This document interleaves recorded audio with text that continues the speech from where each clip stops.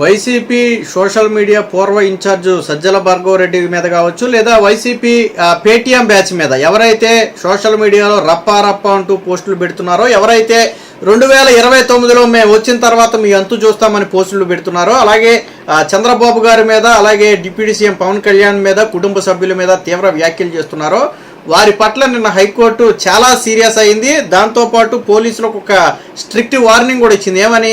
ఇలాంటి వారి పట్ల కఠినంగా వ్యవహరించాలి, అసలు పోలీసులే కఠినంగా వ్యవహరిస్తే పోస్టులు పెట్టే ధైర్యం ఎందుకు వస్తుంది? సో నిన్న ఇదే ప్రశ్న స్వయంగా హైకోర్టు అడిగినటువంటి విషయం. ఎందుకంటే వాస్తవానికి ఎందుకు ఈ ఇష్యూ వచ్చిందంటే, సజ్జల భార్గవరెడ్డి మీద లుకౌట్ నోటీస్ జారీ చేశారు గతంలో. ఆ జారీ చేసిన లుకౌట్ నోటీసుని రద్దు చేయాలంటూ హైకోర్టుని ఆశ్రయించాడు. ఆ సందర్భంగా విచారణ సందర్భంగా వచ్చినటువంటి డిస్కషన్ ఇది. ఏమని మాట్లాడారు చూడండి. పోలీసులు నిద్రపోతున్నారు, పోస్టులు పెట్టేవాళ్ళు రెచ్చిపోతున్నారు, సోషల్ మీడియాలో అసభ్య పోస్టులను నియంత్రించకపోవటం మీ చేతగానితనమే. వైసీపీ నేత సజ్జల భార్గవరెడ్డి పిటిషన్పై హైకోర్టు ఆగ్రహం. 2029లో చేయబోయే విధ్వంసం కోసం ఎదురు చూస్తున్నామని ఫ్లెక్సీలు పెట్టారంటే వారికి ఎంత ధైర్యం? సీఎంను అవమానించటం అంటే 5 కోట్ల మంది ప్రజల్ని అవమానించటం కాదా? 2020లో హైకోర్టు జడ్జిలపై పోస్టుల కేసును సిబిఐకి అప్పగించినా కానీ ఫలితం లేకుండా పోయింది. ఆ రోజు స్ట్రిక్ట్ యాక్షన్ తీసుకున్నామనుకున్నా కానీ వైసీపీ సోషల్ మీడియా ఆగడాలు ఆగలేదు. వీళ్ళు ఒక నిర్ణయానికి వచ్చేశారు. సిఐడి కావచ్చు, పోలీసులు కావచ్చు, సిబిఐ కావచ్చు, మమ్మల్ని ఏమీ చెయ్యలేవు అనే ఒక ఇదిలోకి వచ్చారు కాబట్టే ఇలా రెచ్చిపోతున్నారు. పోస్టులు పెట్టేవారి మీద కఠినంగా వ్యవహరిస్తే మళ్ళీ పోస్టు పెట్టే ధైర్యం ఎందుకు వాళ్ళకు వస్తుంది అని చెప్పి ఒక రకంగా పోలీసులను కూడా కొంచెం ఎండగట్టింది. అంటే ఇక్కడ ఒక విషయం, హైకోర్టు వైసీపీ సోషల్ మీడియా చేస్తున్నటువంటి అసభ్యకర పోస్టులను గుర్తించిన మాట వాస్తవం. వాస్తవానికి ఇక్కడ ట్విస్ట్ ఏంటంటే, ఈ రాజకీయాలు మనందరికీ తెలుసు. ఫర్ ఎగ్జాంపుల్, నిజంగానే రాజకీయాలతో సంబంధం లేకుండా ఒక మహిళనో లేదా ఇంకొక వ్యక్తినో అసభ్యంగా మాట్లాడారో లేదా మార్పింగ్లు చేసి ఫోటోలు పెట్టారు అనుకోండి, పోలీసులు వెంటనే యాక్షన్ తీసుకుంటే వైసీపీ నుంచి ఏమని విమర్శలు వస్తాయంటే, సోషల్ మీడియాను తొక్కేస్తున్నారు, సోషల్ మీడియా గొంతును అణిచివేస్తున్నారు, చంద్రబాబు నాయుడు లేదా నారా లోకేష్ రెడ్ బుక్ రాజ్యాంగం సాగిస్తున్నారు, వైసీపీ కార్యకర్తల మీద ఉక్కుపాదం మోపుతున్నారు. ఇది సాక్షిలో రాసే హెడ్డింగ్లు. కానీ ఇక్కడ కోర్టు ఏమంటది, పోలీసులే స్ట్రిక్ట్గా వ్యవహరించి దొరికినట్టు మక్కిలేర కొడితే రెండోసారి ధైర్యంగా పోస్టు పెడతాడా? అంటే అసలు ఏం విధ్వంసం చేయాలనుకుంటున్నారు వీళ్ళు? రాష్ట్రాలని విధ్వంసం చేయాలనుకుంటున్నారా? ప్రజల్ని విధ్వంసం చేయాలనుకుంటున్నారా? ఒక రాష్ట్రాన్ని మేము వచ్చిన తర్వాత విధ్వంసం చేస్తామని పోస్టులు పెట్టడం ఏంటి? ఇది ప్రజాస్వామ్యం అనుకున్నారా? లేకపోతే ఏమనుకున్నారు? ఇది రౌడీయిజం, గుండాయిజం చెల్లుబాటు అయ్యే కాలం అనుకున్నారా? పోలీసులు ఎందుకు అలాంటి వారి మీద ఉక్కుపాదం మోపట్లేదు? ఇది నిన్న హైకోర్టు అడిగినటువంటి మాటలు ఇవి. ఈవెన్ గతంలో జడ్జిల మీద వైసీపీ పెట్టిన పోస్టుల గురించి కూడా గుర్తు చేసింది హైకోర్టు. ఏం మర్చిపోదు. జడ్జిలు మారితే మారుండొచ్చు, బట్ కేసు పూర్వపరాలని వాళ్ళకి తెలుసు కదా. గతంలో న్యాయమూర్తుల మీద కూడా పోస్టులు పెట్టారు వీళ్ళని చెప్పి నిన్న హైకోర్టే గుర్తు చేసింది. అంటే వైసీపీ ఎంత నీచంగా వ్యవహరిస్తుంది, వైసీపీ సోషల్ మీడియా ఎంత దారుణంగా ప్రజలను భయభ్రాంతులకు గురి చేసి సమాజంలో శాంతి భద్రతలో విఘాతం కలిగిస్తుంది అనేది నిన్న హైకోర్టు క్లియర్గా కళ్ళగట్టినట్టు చెప్పింది. ఒప్పుకోవాలి. ఇదే మాట మళ్ళీ పొలిటికల్గా మాట్లాడారనుకోండి, ఏ హోంమంత్రో లేకపోతే CMO, deputy CMO Nara Lokesh గారు మాట్లాడారనుకోండి, ఇది రాజకీయ విమర్శలు, రాజకీయ కక్ష సాధింపు, మీ హయాంలో చేయలేదని మాట్లాడతారు.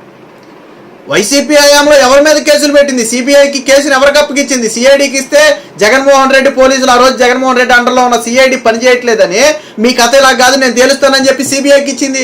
ఇచ్చిన తర్వాత తీసుకెళ్లి కొంతమందిని బొక్కలేసారు. ఇప్పుడు వాళ్ళందరూ వైసీపీ సోషల్ మీడియాకి పనిచేస్తున్నారు. జగన్మోహన్ రెడ్డి మొన్నటిదాకా వాళ్ళందరికీ డిజిటల్ కార్పొరేషన్లో జీతాలు ఇచ్చాడు. డిజిటల్ కార్పొరేషన్ పోయాక మరి ఎక్కడి నుంచి తెచ్చిస్తున్నాడు తెలియదు, కానీ వాళ్ళకే సోషల్ మీడియాకి అయితే పనిచేస్తున్నారు చాలామంది.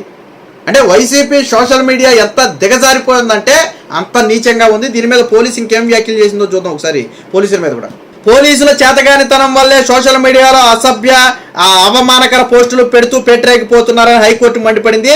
2029లో మీరు చేయబోయే విధ్వంసం కోసం ఎదురు చూస్తున్నామని విజయవాడలో ఫ్లెక్సీ పెట్టారంటే వారికి ఎంత ధైర్యం ఉండాలంటూ ఆగ్రహం వ్యక్తం చేసింది. దీనికి కారణం పోలీసుల అసమర్థత కాదా అని నిలదీసింది. ఎవరిని విధ్వంసం చేస్తారు, రాష్ట్రాన్నా రాష్ట్ర ప్రజలనా అంటూ ప్రశ్నించింది. ఉల్లంఘనకు పాల్పడి ఇష్టం వచ్చినట్లు మాట్లాడుతున్నా సామాజిక మాధ్యమాల్లో పోస్టులు పెట్టాలన్నా భయపడేలా పోలీసులు చర్యలు ఉండాలంది. అంటే పోలీసులకు ఒక స్ట్రిక్ట్ వార్నింగ్ ఏంటంటే, సామాజిక మాధ్యమాల్లో ఎవరైనా గాడి తప్పితే తాట తీయమని చెప్పి ఒక వార్నింగ్ అయితే ఇచ్చింది. తర్వాత దాన్ని పొలిటికల్ విమర్శలుగా తీసుకోండి, ఎలాగైనా తీసుకోండి. హైకోర్టు మాత్రం చాలా సీరియస్గా పోలీసులకి అయితే ఒక వార్నింగ్ ఇచ్చింది. మళ్ళీ పోస్ట్ పెట్టాలంటేనే భయపడాలి, అలాంటి ట్రీట్మెంట్ ఇవ్వాలని చెప్పింది. సామాజిక మాధ్యమాల్లో అభ్యంతరకర పోస్టులను పోలీసులు సీరియస్గా తీసుకోకపోవడం వల్లే 2024 తర్వాత కూడా వీళ్ళకి పోస్టులు పెట్టే ధైర్యం వచ్చిందని ఘాటుగా వ్యాఖ్యానించిందంటే వైసీపీ ప్రభుత్వం మారిపోయిన తర్వాత ఇలాంటి అసభ్యకర పోస్టులు పెట్టే ప్రభుత్వం మారి కొత్త ప్రభుత్వం వచ్చిన తర్వాత కూడా వాళ్ళ ఆగడాలు కొనసాగుతున్నాయి అంటే వాళ్ళకి ఎంత ధైర్యం ఉండాలి, పోలీసులు ఎంత అసమర్థతగా ఉండాలని చెప్పి ఒక రకంగా వ్యాఖ్యానించింది. ఇక్కడ పోలీసుల అసమర్థత అంటే నేను చెప్పింది అదే, రాజకీయ విమర్శలు. ఫర్ ఎగ్జాంపుల్ ఒక వ్యక్తి పోస్ట్ పెడతాడు, ఒరే బాబు అది తప్పు, నీ మీద కేసు నమోదు చేసిన రా స్టేషన్కి అన్నారనుకో, అదిగో వైసీపీ సోషల్ మీడియా కార్యకర్తల మీద పోలీసులు ఉక్కుపాదం, హోంమంత్రి ఉక్కుపాదం, చంద్రబాబు, నారా లోకేష్ రెడ్ బుక్ రాజ్యాంగం, ఇలా సాక్షిలో బ్యాన్ రైటం కథనాలు ఇవే.